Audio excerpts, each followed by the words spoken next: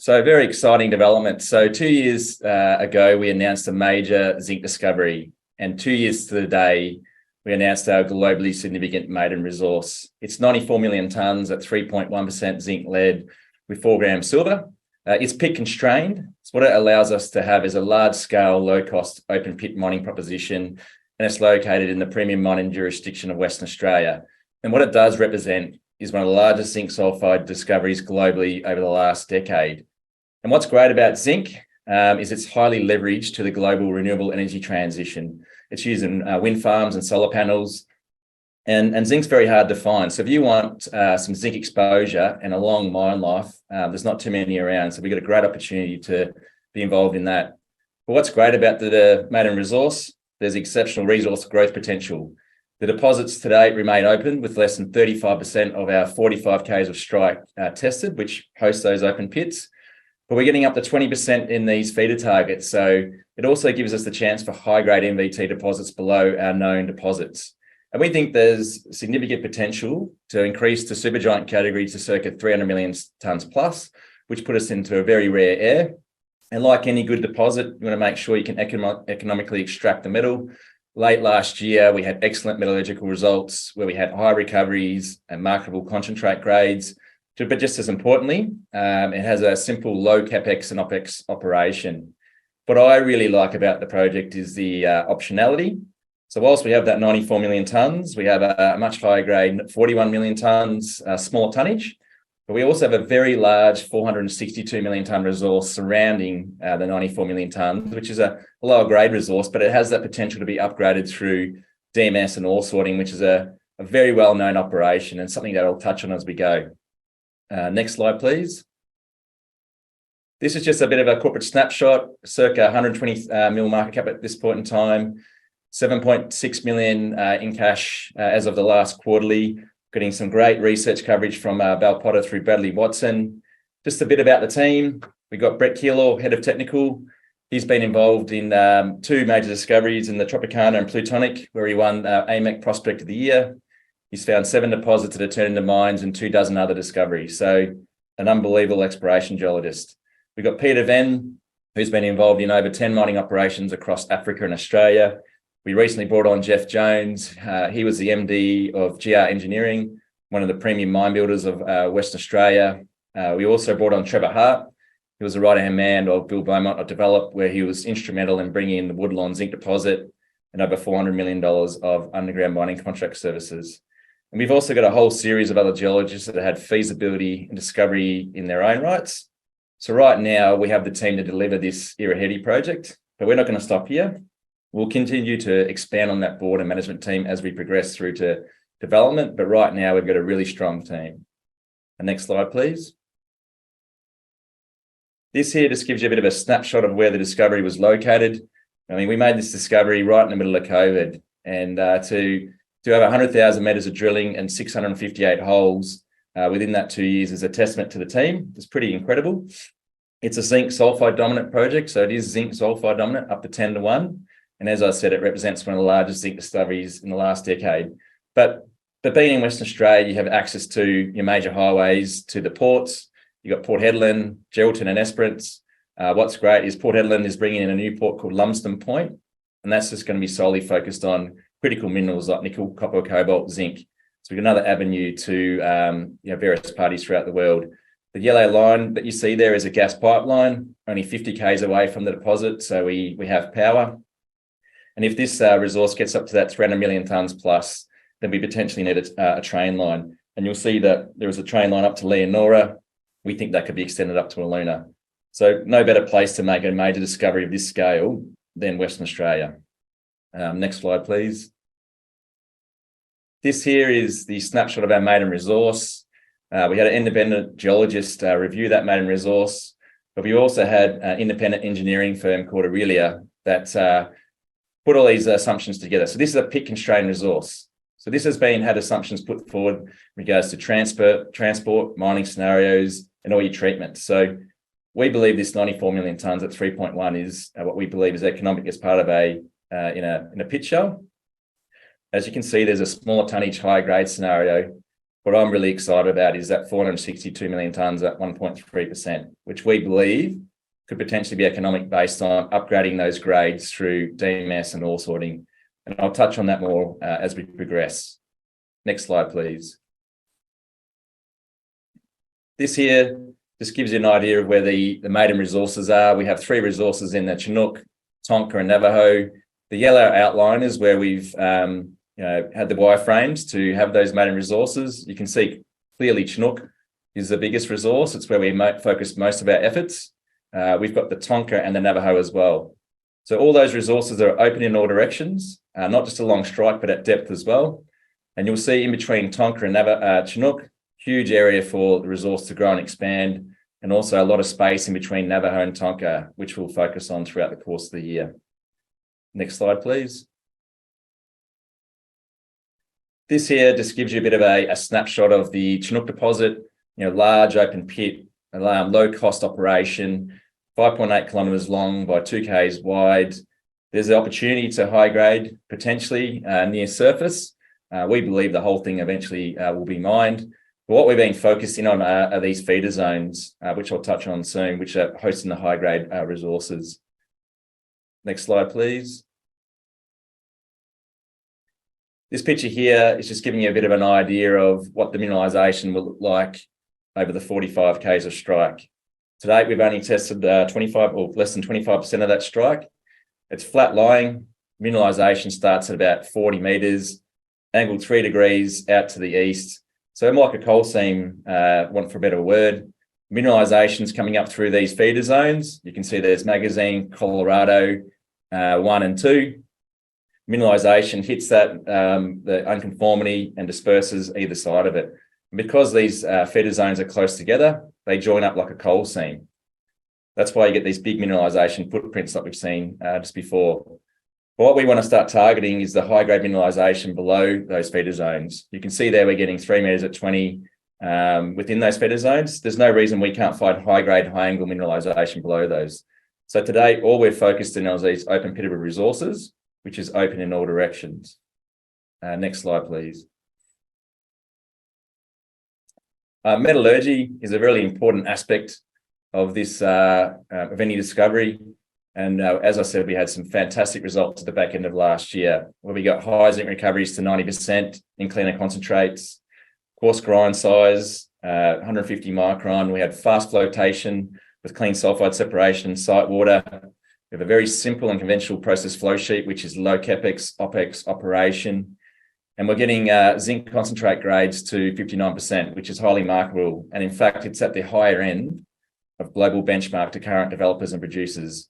But what's great is this is really just the start. We have considerable potential to have optimization and improvements through this and beneficiation. Next slide, please.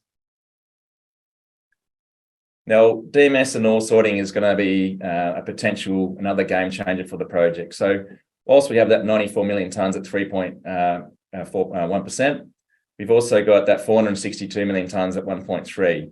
Now, what DMS and ore sorting is basically a simple process of sorting the waste from the ore before it goes through the processing plant. And you'll see some examples of other projects around the world where they're getting 4 times upgrade up to 8 times upgrade. So what that effectively means is that a 1.3%, if it gets that 4 times upgrade, could potentially be 8% to 10%. You also have the 80% waste removal that actually goes back into the pit and obviously saves with your capex and operation. So this is something that we're going to be doing throughout the course of this year, which will be another big catalyst for the project. Next slide, please.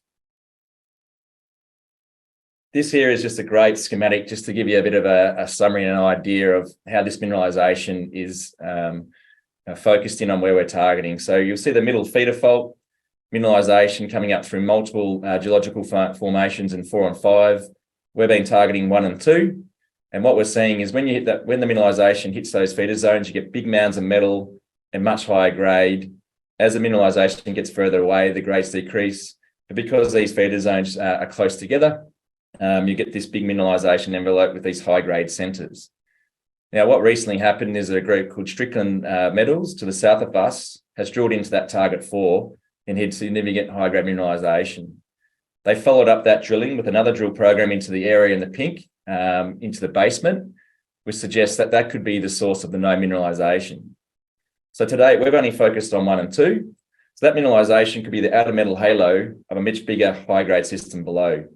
And so that's something we're going to look to test so far. We've only tested 1 and 2. This year we'll start testing 4 and 5.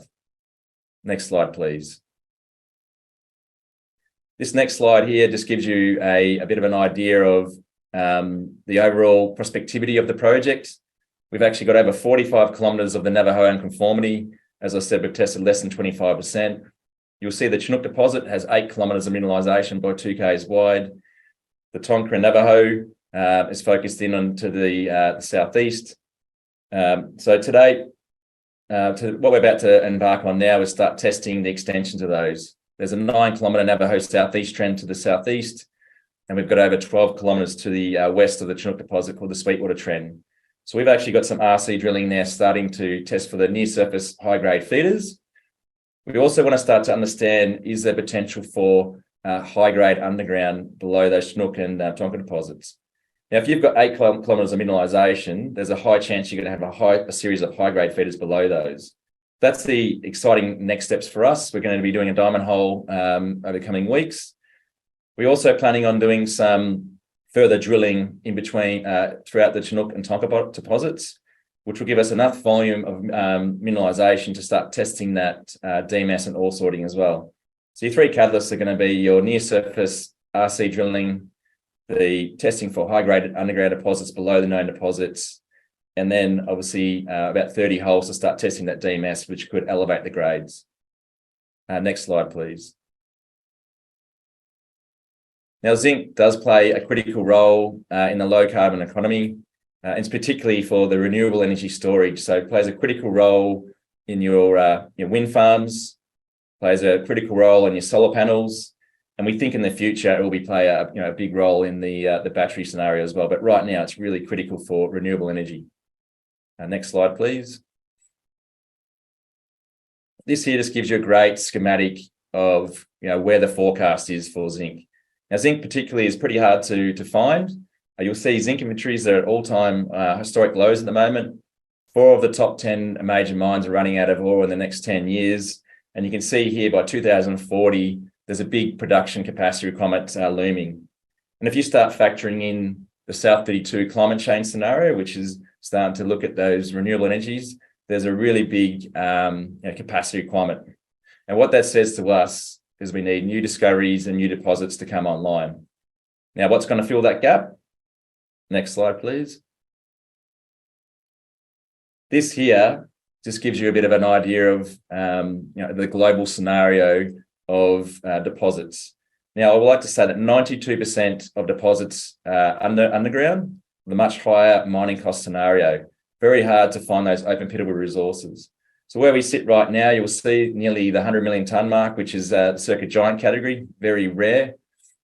We hope that over the next sort of 12 to 18 months, we can start growing that to 200 to 300 million tonnes. If that DMS does work and we can start to elevate the lower grade material, we could potentially have 500 to 1 billion tonnes of metal, which is very significant. And if you can, then it's not even factoring in that we could have the high grade MVT type materials below those known deposits. Now, to give you a bit of an idea of what a transaction like this could look like, we're currently at 120 mil market cap. 4 years ago, South 32 bought the Hermosa deposit, 120 million tonner underground deposit for over 2 billion cash. Now, they're about 18 months away from where we are to date. As I said, we think we can grow this significantly. So we think we're undervalued and a great near-term investment and long-term investment opportunity moving forward. Next slide, please. I think like any good company at the moment, we take sustainability very seriously. Particularly working with your stakeholders, so working with the Shire and the local station owner. But the most important element is working with the TEMPAC people. So we're working with them very closely. We sponsor a charity in town that puts through underprivileged kids through school. We're running a field scenario where we have the TEMPAC people on site. And we want to continue to grow and strengthen that relationship with the TEMPAC people and be collaborators as we progress this project. Next slide, please. So here now is a bit of a page on what the catalysts are going to be. And as I said, we're at a very exciting phase. We're only 2 years into this major discovery, but we think there's so much room for this to grow and expand. So what we're focusing on now is testing the 9-kilometre Navajo Southeast Trend and the 12-kilometre Sweetwater Trend, looking for near-surface high-grade feeders, which will not only give us the near-surface benefits, but the potential targeting for high-grade underground. We're doing a deep diamond hole beneath the Chinook deposit as we speak, looking to start targeting those high-grade underground deposits below our known discovery or known deposits. And that will just be the start of us starting to start to work out how we can actually vector into those high-grade deposits below. And as I said before, we're also looking at doing a whole series of drill holes throughout the course of the deposits to give us enough samples to start testing for that DMS and ore sorting, which could potentially upgrade the lower grade ore 4 to 8 times. And then by the end of the year, we're hoping to start our scoping level studies. So just as, as a dismount, very exciting phase. As I said, the last transaction this size was bought for 2 billion. We're 120 million tonnes, and we're very active on the ground, and can't wait to get stuck in. So I appreciate all your time.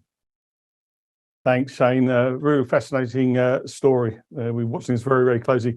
Got a few questions for you. Let's talk about your flagship Erahedi project. You recently announced what can be considered a significant maiden zinc resource estimate. What are your plans to further delineate and grow this resource? Yeah, so I guess growing the resources, like I said, we're looking to do some regional exploration with a much better understanding of how to target the high-grade feeders. The first 2 years, obviously, was an enormous effort to find 100 million tonnes, but we feel like we've now got a better handle of how to target those feeders with gravity and a whole host of other geophysical targeting. So we're looking to expand on that on the 21 Ks of strike outside of those deposits. We'll also look to expand on those resources because they're open in all directions, not just along strike because it's flat lying, but also start targeting the high-grade potential underground as well. Okay, thank you. Another one here. The resource is a sulfide deposit. How important is this fact? And how does the sulfide nature of the deposit help in the development and the demands on CapEx, etc.? Well, it is a sulfide. So, if you're nearer to the surface, you get a lot more oxide, but a sulfide deposit is very positive for when you're looking to complete your zinc concentrate. So this is a zinc dominant resource. Our deposit is a 3-to-1 zinc to lead ratio. So our focus is on doing a zinc concentrate where we think that, the sort of areas globally that we might look to buy zinc would be, Japan, Korea, China. And so zinc sulfide is a really important element to that. Right. And one online here. Does Rumble plan to define the resource along Erahedi or opt for a more immediate cash generative business on part of Erahedi? I think something like this, currently at 94 million tonnes, you're talking a 25-year mine life. So it's already very significant. We think by looking to expand on that resource with within known resources, but also looking at the DMS and ore sorting. If that DMS and ore sorting works, we're all of a sudden got a 50 to 100-year mine life. So what we are very much in this current phase is still in discovery. We think we're just at the tip of the iceberg of what this could be because, we've only focused on what was known to start with. We're now starting to get a better handle on what else could be there. Right. And look, in addition to the Erahedi project, the company is also advancing the Chinook deposit and the Tonka Navajo project. What are the plans for these assets? So the Chinook and Navajo and Tonka are actually all form part of the Erahedi deposit, the project. So we've already talked about that today, but we do have other assets within our portfolio in the background. We've got one called the Western Queen, which is a gold resource. That gold resource, we're looking to potentially see if there's any suitors out there. And we have actually a suite of other assets that we think are of high caliber that Brett Keeler worked on. And we're looking at various options for that too, to make sure there's some real benefit to shareholders in the short term. Very good. And one here, what is the path to market solution to get the product from mine to the end customer? So I guess we're at the really early stages of that at the moment. You've got our first stage metallurgy that's been completed where we had exceptional results. And what we worked out today, which is going to be the best scenario for us, is that zinc concentrate. So from there, we need to do some more studies to understand, can we improve on those numbers, and can we actually look at other scenarios? And then you obviously have the scenarios, we have offtake groups that will start to have conversations. And I can say since we've had our major discovery or major resource, we've had a lot of inbound from strategics and offtake groups who want to have conversations, but we think there's so much more upside for the project in the near term that we were really going to focus on doing that. And those scenarios will come to the fruition as we progress, in particular, most likely post that scoping study. Right, got a few more here. What is the current status of the balance sheet? Is the balance sheet currently funded sufficiently to deliver on your plans in the next 12 months? So we had 7.6 in the bank as of the last quarterly. We obviously started drilling, but we're also looking to potentially sell some other assets within the portfolio. That the Western Queen resource is 160,000 ounces going 2.4 grams. It's got 3 operating mills within the area. We've got a number of parties looking at the moment. So we hope that something comes to fruition there, but there's a bit of work to be done. But in the short term, we have obviously down the track we'll have to look to do something, but right now we've got sufficient funding. Yeah, great. And last couple, what are the key pieces of news investors can expect us to hear from you in the next few months? So we got the RC drilling commenced along the Navajo southeast trend and the Sweetwater trend, looking to find near surface feeders. We've got the diamond drilling commenced drilling below the Chinook deposit, looking for high-grade underground deposits. We've also got drilling to commence to start doing the drilling for the DMS and ore sorting. So getting enough volume of metal that we can start testing that. And they're big game changers for us. If that, as I said, if the DMS works, our 100 million tonne resource becomes 400 million tonnes tomorrow. And Shane, I just want to go back to something you said earlier. You were talking about your current valuation, and you mentioned a project maybe 18 months further down the line than you, but you said it was valued at 2 billion. Is that correct? Yeah. So typically, like zinc's very hard to discover. Typically, for most base metals, you can use ground EM, and it generates a conductor, which could be where the mineralization sulfide is there. You go and drill test it, and you make a discovery. With zinc, there's no way of doing that. So it's very hard. You have to go in blind when you start just trying to find these. They're hard to find. So the last major discovery of this scale was the Hermosa deposit by South 32. And they bought that 4 years ago for 2 billion cash. There hasn't been a major discovery since. We are the largest since that discovery. And you'll start to see now, because of this decarbonisation, a lot of M&A starting to happen. Because if you've got a long mine life type scenario, you've got BHP buying Oz Minerals for their copper. You've got Albemarle trying to buy Liontown for their lithium.